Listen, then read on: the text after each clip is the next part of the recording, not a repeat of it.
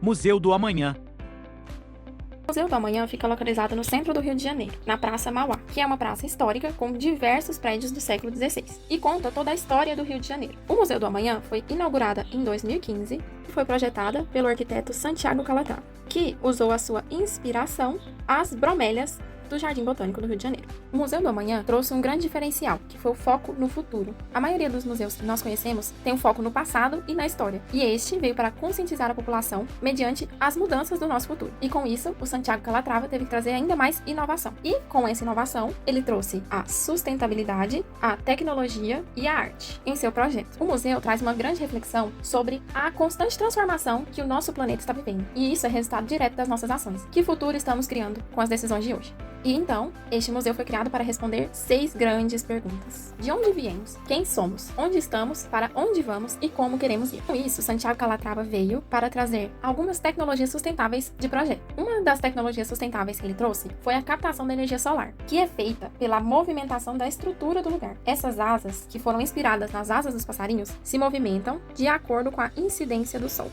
A arquitetura do Museu do Amanhã é feita em aço, concreto e tudo de maneira escultural, que cria ainda mais essa estética futurista. A sustentabilidade do projeto dele veio na inspiração dos pássaros. Além das bromélias, ele se inspirou nos pássaros, onde ele criou aberturas que se movimentam com a incidência do sol e conseguem fazer a captação da energia solar. Essas asas, forma de sustentabilidade, é o sistema de reutilização da água, que usa, onde eles utilizam a água da Baía de Guanabara, que passa por baixo do edifício, fazendo um resfriamento natural, além de reaproveitar a água para os espelhos lá. O edifício também possui uma ventilação natural e foi utilizado materiais de baixo impacto. O concreto, por exemplo, foi feito de forma a reduzir o impacto ambiental.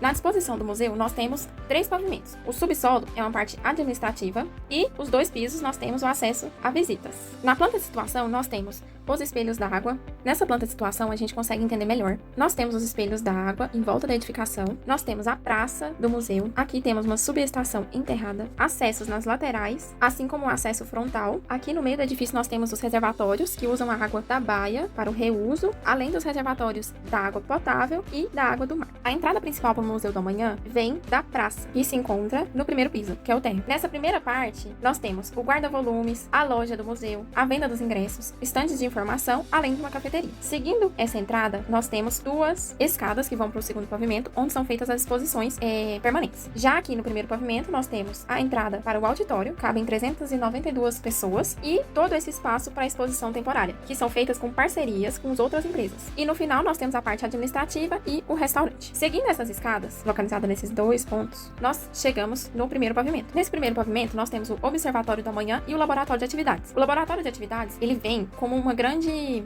Wikipédia, que traz novas pesquisas, inovação e também tenta passar esse aprendizado para as pessoas que estão visitando o museu. Já no segundo pavimento, nós temos a grande exposição. Esse pavimento é considerado o principal, assim, do museu, o que tem realmente toda a história que ele quer trazer para os seus visitantes. E ele é separado por etapas. Então, aqui se inicia a caminhada e aqui nós terminamos. No início, nós temos o Cosmos, que busca trazer aos visitantes de onde viemos. Nessas áreas, nós temos mesas interativas, que trazem para os visitantes pesquisas científicas. Para ter o acesso a todas as informações do museu, os visitantes precisam estar com um cartão de aproximação, que é entregue junto com o ticket, que é entregue junto com o ingresso, e ele consegue interagir com todas as obras. A segunda etapa, nós temos o Terra. Na exposição Terra, nós vemos o comum por fora e por dentro a diversidade. E nela, nós respondemos também quem somos e como queremos viver. E ela traz 3 tópicos muito importantes. O primeiro é a Terra, o segundo é o ser humano e o terceiro são as culturas. Quais as semelhanças e as diferenças entre os seres humanos? A próxima etapa é o Antropoceno. Onde estamos no tempo?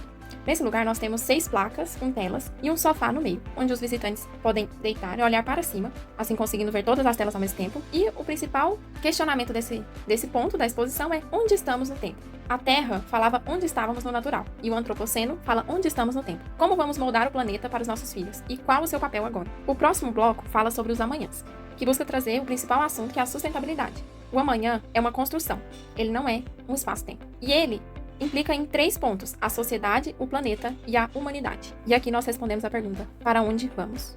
Nessa parte dos amanhãs, nós temos 3 divisões, onde elas possuem telas nas paredes e uma mesa central, onde o visitante vai se interagir com a obra. Nessa interação, é feita um questionário com o visitante, onde ele tem que responder qual o caminho que ele quer para o futuro. E o último bloco, nós temos a OCA, que busca trazer essa conexão entre o passado e o futuro, para que a gente consiga decidir como queremos vir, qual é o amanhã que queremos. Nessa parte final, ela busca trazer uma reflexão, e ela traz essa conexão do passado com uma estrutura em formato circular, como se fossem duas conexões. Ela é toda tridimensionada, em um material parecendo madeira, imitando as ocas indígenas. E no final desse percurso, nós temos um mirante com a vista para a Baía do Guanabara.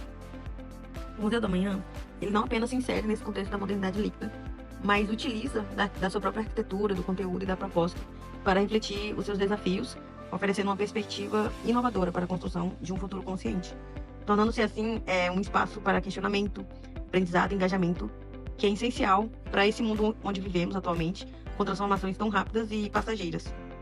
Temos 3 pontuações para tratar sobre essa questão dessa modernidade, e a primeira fala sobre a fluidez e adaptação da arquitetura dinâmica e do conteúdo do museu. A arquitetura dinâmica, esse design futurista do arquiteto Santiago Calatrava, ele foi inspirado em formas da natureza, como as bromélias, com suas estruturas que parecem leves e em movimento e refletem a fluidez e a constante transformação, característica dessa modernidade líquida, né? E a estrutura desse museu, ele tem meio que como se fosse asas móveis, que se adaptam à luz solar, e elas podem muito bem simbolizar essa capacidade de se ajustar ao mundo em constante mudança. A respeito do conteúdo dele, ele é um museu que não possui, vamos dizer assim, um acervo fixo tradicional. Suas exposições são altamente interativas, digitais e de multimídia, e permite, de uma forma, uma constante atualização sobre o tempo, sobre essa modernidade e adaptação do conteúdo para refletir as rápidas transformações científicas, tecnológicas, sociais, globais. Ele traz como desafio, né, as incertezas do futuro, as relações e identidades fluidas e a questão da sustentabilidade como âncora. O próprio nome dele já explora a questão do futuro, onde ele reconhece a incerteza e a ansiedade que marcam essa modernidade. E ao invés de oferecer respostas definitivas, ele estimula a reflexão sobre os principais e possíveis amanhãs e o papel da humanidade na construção dele. Essa questão de uma identidade fluida, né? Eles abordam temas como a globalização, a tecnologia e mudanças sociais que impactam diretamente a forma como nos relacionamos e consumimos nossa identidade na modernidade, marcada pela volatilidade dos laços sociais.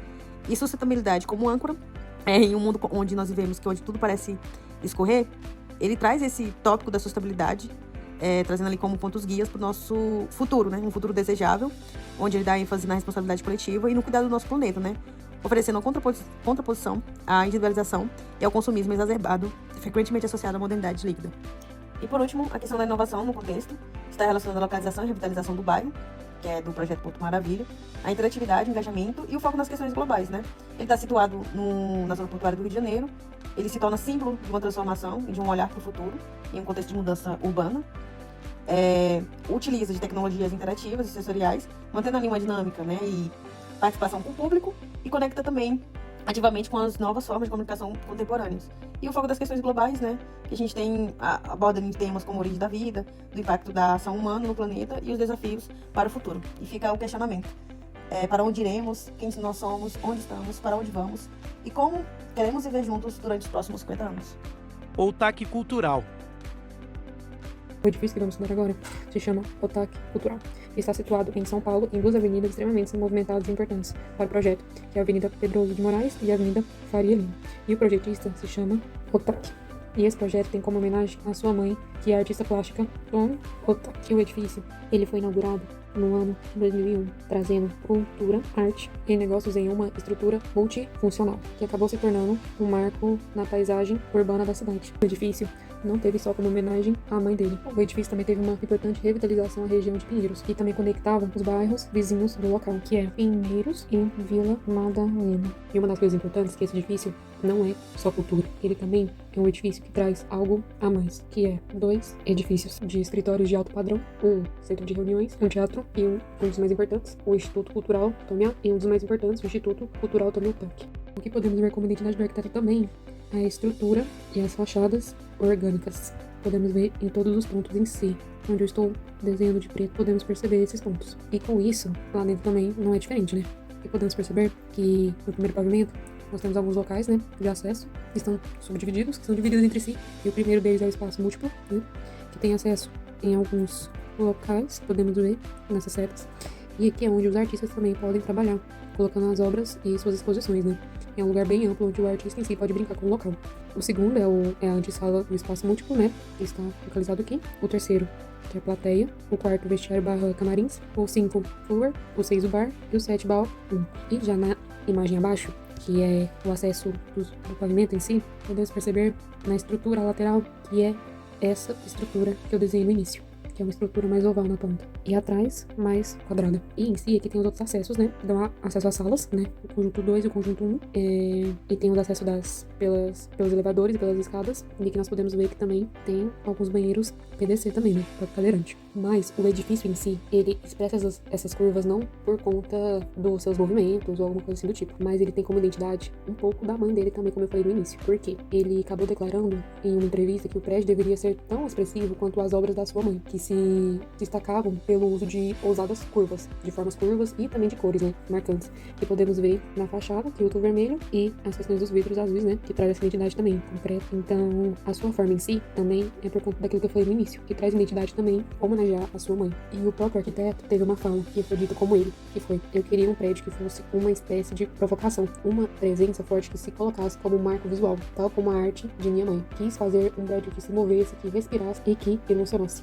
E já no restante dos pavimentos, nesta parte aqui, nesses pavimentos, o que mais modifica são a metragem quadrada deles, que vai aumentando. Não aumenta muito, mas vai aumentando entre si. Mas a sua parte interna não modifica, como podemos ver em todos eles. Todos eles têm os conjuntos 1 e 2, tem os banheiros, as escadas e o acesso para os seus devidos conjuntos. E aqui tem aquela partezinha que eu expliquei antes, do local oval, do espaço oval, para se dar a forma da fachada do local externo. Já nos outros pavimentos, onde tem os pavimentos mais artísticos, onde tem mais obras, no segundo pavimento nós temos 2 vazios, né, que é a plateia no 1 e o palco no 2, o floor, que é no 3, o 4 no bar, todos esses aqui vão ter, e o 5 a sala. E já no terceiro andar, nós já começamos a ter a plateia, né, com 500 lugares, o palco em si, as antessalas, né, do teatro, para na questão daquela, né, das pessoas ficarem aqui esperando, ou passarem pra cá, para não ter a questão da iluminação ficar passando. Se tivesse outra parede aqui, não sei se deu pra entender, mas tem a questão de ter, que é obrigatório ter uma salinha para não ter essa passagem de luz ou alguma coisa do tipo, por conta da falta do cinema. Nós já tivemos uma aula mais ou menos desse tipo. Então, essa salinha aqui, para as pessoas passarem e não ter a questão da luz, né? E o quinto bar, como todos irão ter, e o sexto, o auditório, que é o menor, né, com 214 lugares. Já no quarto, já um pouco do pé direito, né, que é grande, mais pra cima, e já mostra a parte um pouco mais superior, que possui um balcão, né, com 136 lugares. Aqui, o segundo, antessala do balcão, né, aqui, que é a questão que eu falei anteriormente, é o 3, vazio da plateia, o 4, vazio do palco, o quinto, depósito, o sexto, floor, o sétimo, bar, e o oitavo, as salas. E todos os acessos para essas salas aqui acontecem nessas escadas aqui também, e possui elevadores nas laterais também, de todos eles. Então, o que podemos ver é que nesse local a arquitetura traz muita arte e também muitas cores na fachada, né, que é um pouco do roxo, azul e o vermelho. E na parte interna, que eu vou mostrar um pouquinho pra vocês, o arquiteto em si traz muito essas cores para a parte interna da edificação. Uma das imagens, um pouco do hall, né, onde as pessoas passam por aqui, entram nas salas também. Tem um pouco do vermelho em questão, em estruturas também metálicas, onde as pessoas podem até ver a questão um pouco do céu também, que tem essa primeira imagem aqui, nós podemos ver um pouco do hall, né, de entrada, de acesso. Aqui nós já temos uma estrutura, né, de arte, e aqui podemos ver a questão da cor falada, um pouco do vermelho. Cada parte tem esse aspecto, mas a cor que tem mais nesse local, né, é o vermelho. Um dos principais objetivos da criação do Instituto Tomi Otaki é inspirar, estimular e aproximar as pessoas do conceito de expressivos da contemporaneidade. Começando aqui pelos aspectos sociais, o Instituto apresenta uma preocupação clara com a questão da acessibilidade do ambiente. A gente percebe isso com a circulação ampla que tem em todos os locais, além da presença de escadas rolantes e de elevadores que possibilitam que qualquer pessoa, independente de sua mobilidade, tenha acesso tanto ao pavimento térreo quanto ao pavimento superior. Além disso, eles oferecem várias oficinas gratuitas, oferecem também visitas mediadas e atividades educativas, que acabam reforçando o compromisso que eles têm, tanto com a inclusão, como também com acesso à cultura. No quesito da sustentabilidade, a gente pode estar destacando o uso inteligente da luz natural, que acaba incidindo pelo átrio do edifício, que diminui a necessidade da artificialidade dessa luz no uso diário. A gente também pode estar destacando o uso de materiais recicláveis, que são as estruturas em metal, as placas em ACM, que estão presentes na fachada, que além de serem 100% recicláveis, elas não entram em combustão, o que acaba contribuindo na redução de emissão de gases poluentes, seja no seu processo de fabricação ou de reutilização. Falando agora sobre inovação, o espaço é super versátil e super adaptável para exposições interativas com o uso de tecnologias digitais e também de instalações imersivas que transformam a experiência do visitante. A gente tem aqui na primeira imagem a exposição do 4º Prêmio de Design do Instituto Tomi Otaki, e a gente tem na segunda imagem a mostra do Yayoi Kusama, que tem o uso de várias luzes, como vocês podem estar vendo, que simbolizam como se fosse ali uma vista infinita. Entrando agora no enfoque mercadológico, a gente percebe que o Instituto ele também opera fortemente dentro da lógica do mercado. Tanto na arquitetura do prédio, ela já foi chamada para que chamasse a atenção. A gente tem ali as curvas, a gente tem as cores fortes como o vermelho, como o azul, a gente tem a sinuosidade desse design, que acaba atraindo mídia, acaba atraindo público e, consequentemente, redes sociais. O que coincidiu que virou meio que um ponto turístico. E dentro aqui a gente encontra restaurantes, a gente encontra livraria, lojas de design, e a gente tem também uma programação de cursos pagos, que se a gente parar para reparar, são todos ali, grande maioria, visados na inclusão social, na inclusão cultural, para que todos possam se sentir acolhidos. Chegando na conclusão, o Instituto Tomi Otaki representa uma síntese bastante clara dos desafios da arquitetura contemporânea no contexto da modernidade líquida, que é o conceito proposto por Zygmunt Bauman, onde tudo é transitório, flexível e em constante transformação. Por um lado, a gente tem uma obra que se consolida como um espaço de acesso à cultura, promovendo espaços acessíveis, promovendo programa educativo, promovendo a inclusão social. Sua arquitetura ela não apenas permite o acesso físico com rampas e circulações integradas, mas também simboliza a abertura à diversidade de públicos e de temas contemporâneos. No entanto, esse mesmo edifício é um produto de mercado, inserido numa lógica urbana que valoriza a imagem e o capital simbólico.